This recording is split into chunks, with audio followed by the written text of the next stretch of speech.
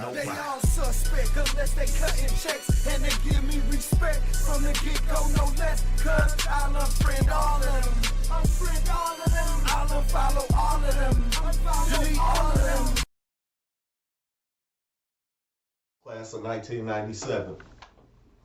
I'm Chaos Turner. So, with everything that's going on in the world, this story is relevant because I graduated at Canadian High School in Canadian, Oklahoma, but I grew up in Milwaukee, Wisconsin, inner city. Went to Hopkins, Our Avenue, John Muir, Browning, Milwaukee Tech. So diversity is nothing to me, right? I understand diversity and I understand the need for it and I understand the value within it. But Canadian, Oklahoma, I was one of 3 black students there, right? And there was a day where, like, so it's really 2 stories, right?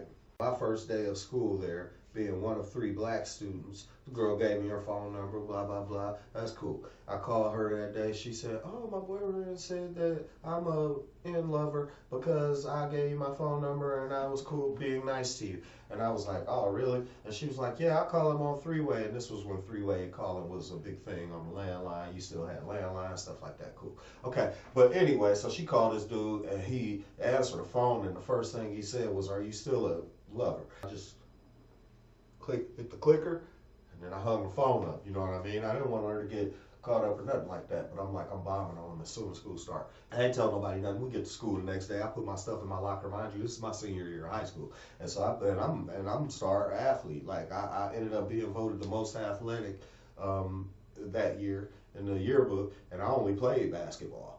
I put all my stuff in my locker, and like our lockers and stuff was on an octagon, and then the classroom was like right there at the edge of the octagon, right? But your lockers were like in the hallway leading up to the octagon, but the middle of the hallway was the octagon, so it's classroom, office over there, classroom, another classroom over here, right?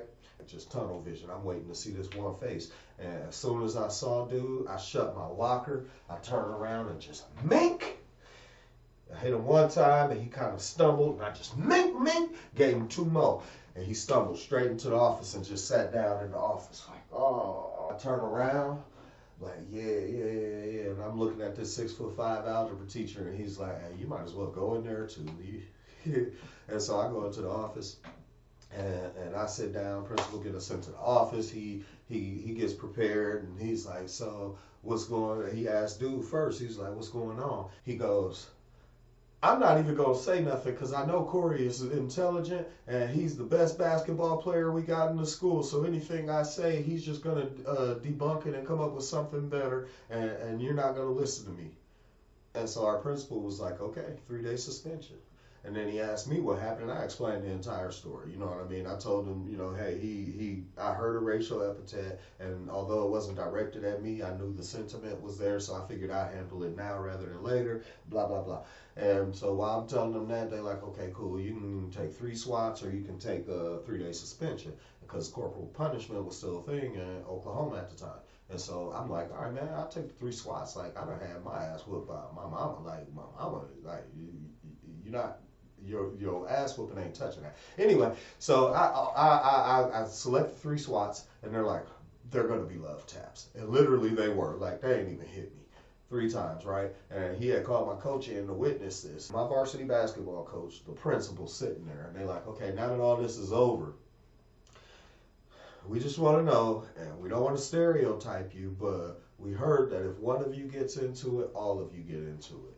So is this going to be a problem with your brother and you know your best friend? I'm like, nah, like it's over. Like I solved it. They didn't even know that was gonna happen. Like I ended it, and I ain't got no beef with dude, but dude can't be running around the school saying stuff like that. And as soon as I finished talking, you hear a melee break out in the hallway.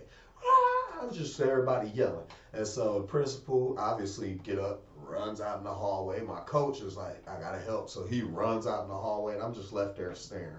And so I'm like, man, let me go out in the hallway and see what's popping off in the hallway. I go out in the hallway. My best friend got one of these dudes on the ground, choking him out, bro. Like, dude is beat red on the ground, and my homeboy he choking him out, and I'm like, oh, dude did call him at a party. Okay, I remember that. And then I turned my head, and my twin brother got this dude up on the locker, and just, yeah,